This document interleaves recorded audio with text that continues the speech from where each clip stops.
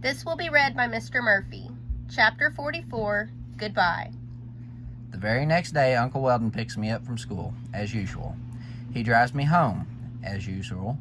When we reach our house, I cross the planks as usual, and I see Rain watching me from the window. What is not usual is that Uncle Weldon is still sitting in the truck. He's waiting for Rain and me. I put my school things inside, then I clip Rain's leash to her collar and walk her around the yard for a while. She pees and poops and sniffs at her favorite things: a stump, the bottom porch step, and a particular spot near the garage door. Uncle Weldon watches us from the truck. My father is not at home. He's probably at the Luck of the Irish. But I can tell that he was working on the new bridge this morning. I think my father doesn't want to say goodbye to Rain. I lead Rain to the truck. She sits between Uncle Weldon and me as we drive along. She looks out the window seriously. The other day, Miss Lieber told me to try to see things from someone else's perspective. Put yourself in that person's place, Rose, she said. What do you think she's thinking? What is she feeling? I'm not sure what Rain is thinking or feeling now, but she looks like she's watching the road for people who are making driving mistakes. Uncle Weldon and Rain and I read to Happy Tales. We don't say much. Our space in the truck is very quiet. I stroke the white toes on Rain's front feet. Her toes are soft as pussy willows. Uncle Weldon turns on to the drive to Happy Tales. He parks the truck and then he looks at me for a long time. Are you all right, Rose? He asks. I stare out the window and remember my father whacking Rain on the back and fishing for us under the table. I think the Hendersons will take good care of her, I reply. I help Rain out of the truck and lead her along the walk to the door of Happy Tales. Rain starts to shake, which makes me believe that she remembers Happy Tales and that she isn't happy to be back here. Beyond that, I don't know what she's feeling. Mrs. Caparel is waiting for Uncle Weldon and Rain and me at the door. She puts her arm across my shoulder. You're making 4 people very happy, Rose, she says. What you're doing is honorable and brave. Everyone calls me brave. Is this what bravery feels like? Come into my office, Miss Caparel continues. The Hendersons are in there. I look up at my uncle and he offers me a smile. Then he puts his hand on my back and we follow Miss Caparel through a doorway. Sitting on a chair in the small office are a man, a woman, a girl who is about my age, and a boy who is probably the prime number age of 7. They're sitting silently, but when they see Rain, they all jump to their feet, and then the girl and boy slide onto their knees and throw their arms around Rain. Olivia, the girl cries. The boy doesn't say anything. He buries his face in Rain's fur. The woman starts to cry, so I don't look at her anymore.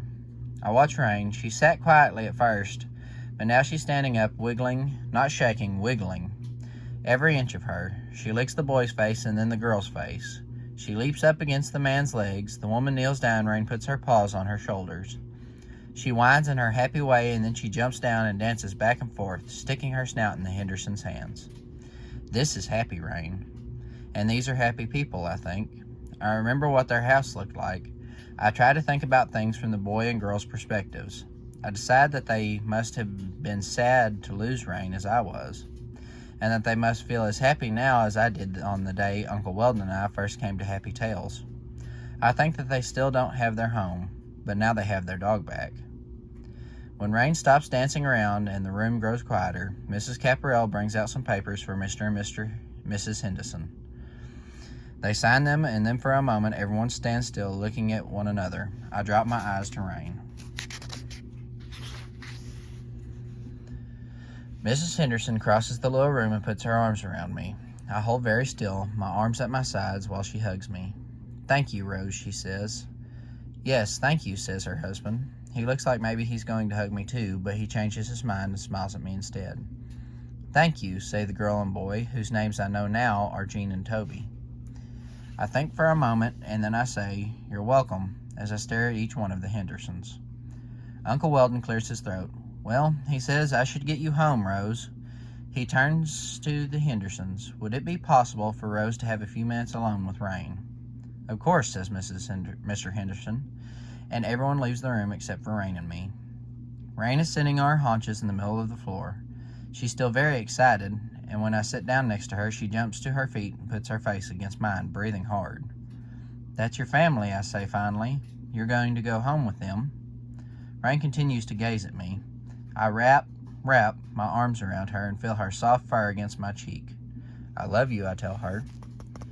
Rain leans into me and we sit that way until I hear a knock on the door. Rose, calls Uncle Weldon. We need to leave now, and so do the Hendersons. Have you said goodbye? Yes. I stand up and lead Rain through the door. She sees the Hendersons and runs to them. They call goodbye and say thank you to me several more times. I stand at the window in Happy Tales and watch Rain climb into the Hendersons' car. Then I watch the car pull out of the lot and turn onto the drive. I can see Rain's head in the window, her long, proud snout, and her pink nose that is the exact color of an eraser. Jean Henderson leans over and whispers in Rain's ear, and Rain cocks her head to the side. The car turns a corner, and Rain disappears.